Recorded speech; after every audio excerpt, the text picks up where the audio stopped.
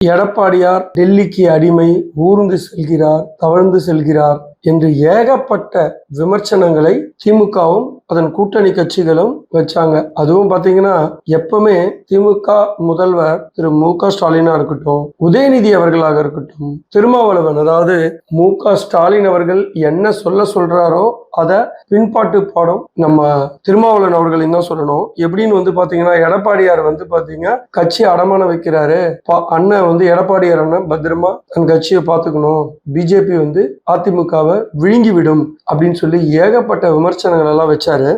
But இதுல எதுவுமே உண்மை இல்லை அப்படின்னு தவிடுபடியா ஆக்கிட்டாரு எடப்பாடியார். அவர் ஒரு சாணக்கியமான அரசியல் புத்தி கூர்மை உள்ள, நிர்வாக திறமை உள்ள ஒரு தலைவன் எப்படி இருக்கணும் அப்படின்றதுக்கு உதாரணமா தான் இன்னைக்கு பாத்தீங்கன்னா கூட்டணி கட்சிகளுக்கு தொகுதியை ஒதுக்கிய வகையிலே ஆகட்டும், அதே நேரத்துல 297 தேர்தல் வாக்குறுதிகள் அறிவிச்ச விதமாக இருக்கட்டும், ஒவ்வொன்றையும் ரொம்ப சிறப்பா அதை தெளிவா முன்னெடுத்துக்கிட்டே போனாரு. சோ இதுக்கு காரணம் என்னன்னா, இவ்வளவு நாள் கட்சி 2ஆக பிளவுபட்டது, 3ஆக பிளவுபட்டதுன்னு ஒரு பிம்பத்தையே உருவாக்கிட்டு இருந்தாங்க திமுக முதல்வர் திமுக கூட்டணி கட்சியினரும். அதை எல்லாமே பாத்தீங்கன்னா உடைச்சு எறிஞ்சிட்டாரு. எப்படின்னா, சசிகலா கட்சியை விட்டு எடுத்தது மட்டும் இல்லாம ஓபிஎஸ்ஸையும், அதே போல வைத்தியலிங்கம், மனோஜ் பாண்டியன், இது மாதிரி ஜேசிடி பிரபாகரன், புகழேந்தி, இந்த மாதிரி பல பேர் யாரெல்லாம் அவருக்கு பிரச்சனைகள் கொடுத்திருந்தார்களோ அத்தனை பெரிய பொதுக்குழுவால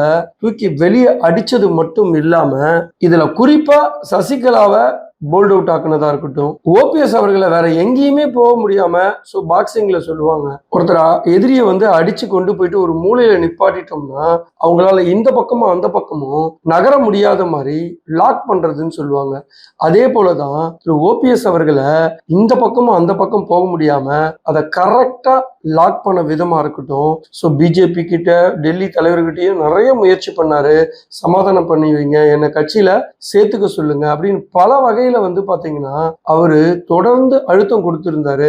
பட் எல்லாத்தையுமே பாத்தீங்கன்னா நோ பால்ல அடிக்கிற மாதிரி, ஃப்ரீ ஹிட் மாதிரி ஒவ்வொரு பாலையும் 6 அடிச்சு இன்னைக்கு கடைசியா அவர் என்ன சொன்னாரோ, அவர் திமுகவோட ஆள்காட்டி அப்படின்னு சொன்னாரு, இவரை நம்பினா கட்சியை அடமானம் வச்சிருவாரு, வித்துருவாரு அப்படின்னு சொல்லி ஒவ்வொரு இடத்துலயும் அவருக்கு விமர்சனம் கொடுத்துக்கிட்டே இருந்தார் எடப்பாடி பழனிசாமி அவர்கள். இன்று அதையே திமுகவுக்கு போனதை மிக அழகா அதை டைவர்ட் பண்ணி விட்டது பாத்தீங்களா இருக்கட்டும். ஒவ்வொரு விஷயத்திலையும் அழகா அதை ஹேண்டில் பண்ண விதத்திலையும் எடப்பாடி பழனிசாமி அவர்கள் ஒரு ஆளுமை மிக்க தலைவர் அப்படின்னு நிரூபிச்சிட்டார்.